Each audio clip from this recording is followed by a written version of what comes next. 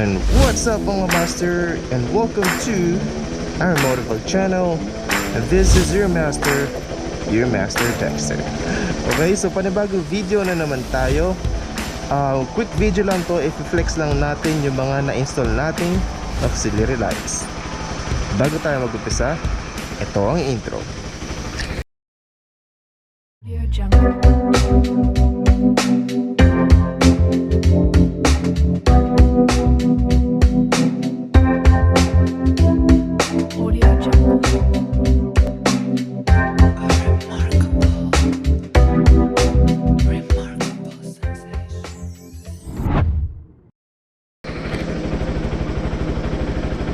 Okay, welcome back. Unmount ko lang to. Off natin to. Yan. Okay, so unang-una, start tayo sa mini driving light natin. So meron tayong Dsk Night Reaper na 50 watts. And nakamount siya dito sa stainless steel na bracket. At ito naman, ang third auxiliary light natin is yung Atom na version 1. I think 20 watts to, no? At nakamount din siya dito sa stainless steel din, no? Yan, walang alog. Ito yun, no? Walang alog, no? Nakakatuwa kasi bilib na bilib ako sa gumawa nito. At sa mga nagtatanong kung babangga ba dito sa palikpik itong mini driving light natin, well, ito na ang kasagutan. Hindi po siya bumabangga. Ayun, no? Yan. Ayan. At same din dito sa Atom na version 1 natin. Hindi siya bumabangga dito sa tapalodo, no? Never pa siya bumabangga. At kahit na malubak, siguro hanggang dito lang siya, no? Yan. Hanggang dito na siya. So meron pa siya konting space. At hindi pa siya tumatama dito sa tapalodo. Okay, quick shoutout pala sa gumawa nitong bracket natin, si Master Nagales, no? Yan. Shoutout sa iyo, napakatibal ng bracket mo, idol, oh. Walang alog. Okay. Pala, siya rin pala gumawa nitong top box bracket natin sa 38 liters sec top box na may backrest. Okay. Dumako naman tayo dito sa switch, no? Naka-on na yung motorcycle natin. Nga pala sa hindi nakakaalam, ang motorcycle natin is the Rouser NS160 Fi from Kawasaki. Itong MC na to ay naka AHO na siya. Well, AHO means automatic headlights on. So meaning, pagka-turn on ng engine, pop, automatic na ilaw na yung headlight natin. So yung headlight natin, kung makikita nyo, ito siya. Stock light nya. Ito yung low beam. Ito yung naman yung high beam. Low beam, high beam. Okay, doon na tayo sa switches. Meron tayong domino 3-way switch for Night Reaper. At ito yun na yung low beam nya. Yung low beam nya is white. Ayan. So yung low beam nya is white. Tapos yung high beam nya is a combination na siya ng low beam and high beam. So dilaw yung high beam nya, tapos white yung low beam. So low beam and high beam. Ito na siya. Ayan, o. Ayan yung high beam, ay low beam. At ito naman yung kanyang high beam. Ayan, o. Astig, diba? Ayan, tignan nyo mabuti. Next. Ayan. Itong MC natin, since AHO na siya, wala siyang switch for headlight. So itong part na to, bakante yan. So yung mga familiar sa mga Rouser, yung mga NS150 and NS200 dyan na version 1, yung mga lumang version, may headlight switch sila dito. So ngayon, since bakante to, dito natin pinalagay yung 3-way switch for mini driving light na version 1. Ayan, nakikita nyo ba? Yan. Diba? Pulito. So ito yung low beam nya. Ayan, diba? Ito naman yung high beam. Low beam and high beam. So magkahiwalay sila ng ilaw. Kasi version 1 lang siya, hindi siya combination. Yung version 1 natin, low beam, yan, and high beam. Diba? Malakas na rin, no? Yan. Actually, itong isang bubilya na to, kayang-kaya na niya punan yung pangangailangan natin sa daan, no? Lalo na sa mga walang street light. Yan. Tsaka tipid din siya kasi isang bumbilya lang. Tsaka isa pa kinagandahan dito sa Rouser, no? Yung original switches niya talaga is may backlight siya. Backlight ba tawag dito? Basta may ilaw siya, kulay blue. Yan, no? Blue. At dahil dyan, nag-install din tayo ng voltmeter with charger. Yan, kulay blue din siya para partner siya dito sa standard switch natin or stock switch natin. Meron din siyang charger, fast charger yan, dalawang socket, dual USB 3.0, diba? Kailangan natin yan, lalo na pag long ride o kaya pag uwi tayo ng probinsya, diba? Yan, di na tayo mag-aanilangan mawalan ng baterya or power bank, mga ganun. Okay, meron tayong voltmeter. Kung mapapansin nyo, meron tayong dalawang switch dito.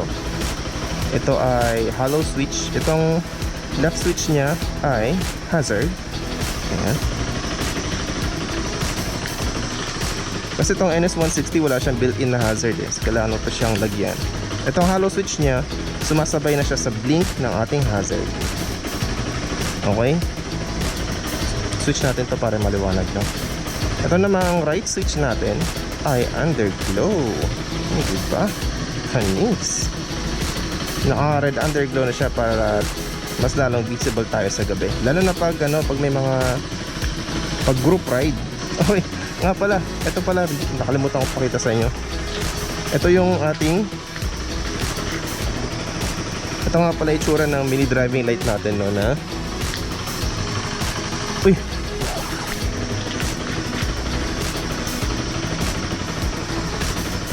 ito nga pala yung itsura ng version 1 na mini driving light natin. Ayan, kita nyo ba? Ayan ang itsura na mini driving light natin. Ayan, ganda, no? Lupit yan. So low beam and high beam. Tsaka malupit din yung nag-install natin dito, no? Yung Lumenoid light works. So shoutout sa inyo lahat. Okay, sa mga nagtatanong kung saan nyo matatagpuan or paano nyo makakontakt si Randy Nagales, ito ang kanyang Facebook page. Yan, si Randy Nagales lang malakas. Yan, si Randy Nagales ay taga Bagong Silang, no? Phase 3 yata yun. Basta dun sa may Holiday Island Mall. So alam nyo na yun, malapit lang siya sa Holiday Island Mall, no? Malupit yan kasi kita nyo naman, napakatibay nung mini driving light bracket natin, yung pang night reaper at saka yung pang atom natin na version 1. At ito nga, di ba? Sa kanya rin natin to nakuha, itong stainless na top box bracket natin, diba? Pansin nyo, ayun o yung motor, ayun yung kabuang motor natin. Okay, panis. Tapos, syempre, dun din sa nag-install ng mini driving light natin sa Lumenoid Lightworks. Shoutout sa inyong dalawa. Brothers yan eh. Ito naman yung kanilang Facebook page. Yan. PM lang kayo sa kanila. Taga Bagong Silang din sila, phase 7. At ang malupit doon, kumpare ko pala sila. So, maybe next time makahingi tayo ng konting-konting discount. Lalo na kay Master Randy Nagales. So shoutout sa inyo yung dalawa, Randy Nagales and Lumenoid Lightworks. Shoutout sa inyo yung dalawa.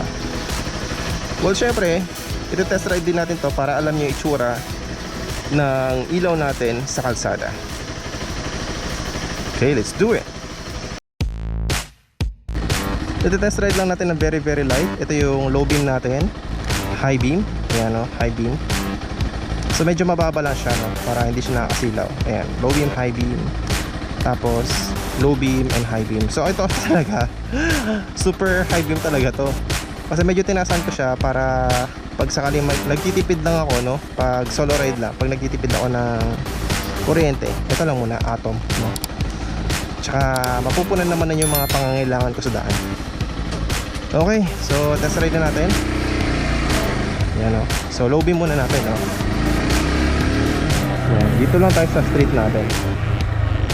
Ito yung low beam. Yan. High beam. Super high beam. So dun tayo sa Night Reaper. Yan. Ito, yan. Grabe no, ito yung power talaga no. DSK, malakas. Night Reaper and high beam. Ayan no, kitang kita mo na lahat. Punta ko dito, may sampagita. Diba? Night Reaper, low beam. Check natin yung voltmeter.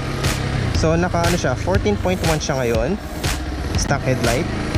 And kapag nag low beam tayo ng Atom version 1, ang reading niya ay 14.0.